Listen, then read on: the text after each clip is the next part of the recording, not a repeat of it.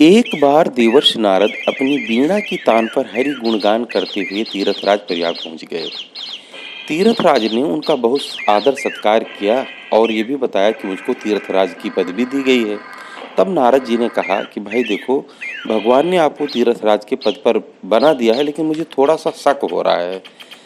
शक ये है, ये बताइए क्या वृंदावन भी अन्य तीर्थों की भांति आपको कभी भी भेंट देने के लिए उपस्थित होते हैं? तीर्थराज ने उत्तर दिया, नहीं तो। तब नारद जी कहते हैं, फिर आप कैसे तीर्थराज हैं? ये बात तीर्थराज जी के हृदय में चुभ गई। सोचा, बात तो सही कह रहे हैं, मैं भी तीर्थराज कैसे हुआ? वे भगवान के पास पहुंच जाते हैं। तीर्थराज को आते देखकर भगवान ने उनको यथोचित सम्मान दिया। उनके आने का कारण पूछा तो तीर्थराज जी नम्रता से कहते हैं, प्रभु, आपने मुझे तीर्थराज के पद पर बना तो दिया है, किंतु वृंदावन तीर्थ तो कभी भी मुझे भेंट देने के लिए नहीं आते। फिर मैं तीर्थराज कैसे हुआ? यदि वृंदावन जैसा एक छोटा सा तीर्थ मेरी अधीनता स्वीकार ना करे तो मेरा तीर्थराज होना सर्वथा अनुचित है।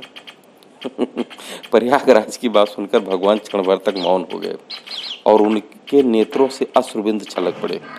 उन्हें ब्रज का स्मरण हुआ भैया। सखाओं के साथ गौया चराना, नंद बाबा और यशोदा का स्नेह, अपनी प्रियतमा किशोरी श्री राधा, गोपियाँ तथा उनके साथ रास विलास आदि अनेक लीलाएं उनके हृदय में क्रमशः एक एक करके आने लगीं। उनका हृदय द्रवित हो गया। उसके बाद कुछ स्वस्थ होने पर वे गंभीर होकर बोले, हे तीर्थराज, मैंने ठीक ही तुम्हें तीर्थों का राजा बनाया है, परंतु अपने घर का राजा नहीं बनाया है। श्री वृंदावन मेरा अपना घर है। घर ही नहीं, मेरी प्राण प्रिया श्री राधा जी का परम विहार स्थली भी है। वहाँ की अधिपति और ईश्वरी तो वही हैं, वही वृंदावनेश्वरी हैं।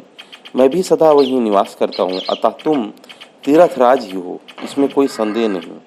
वृंदावन केवल तीर्थ नहीं, तुम भी किसी प्रकार वृंदावन की सेवा करने के लिए आराधना कर सकते हो। जय श्री कृष्ण।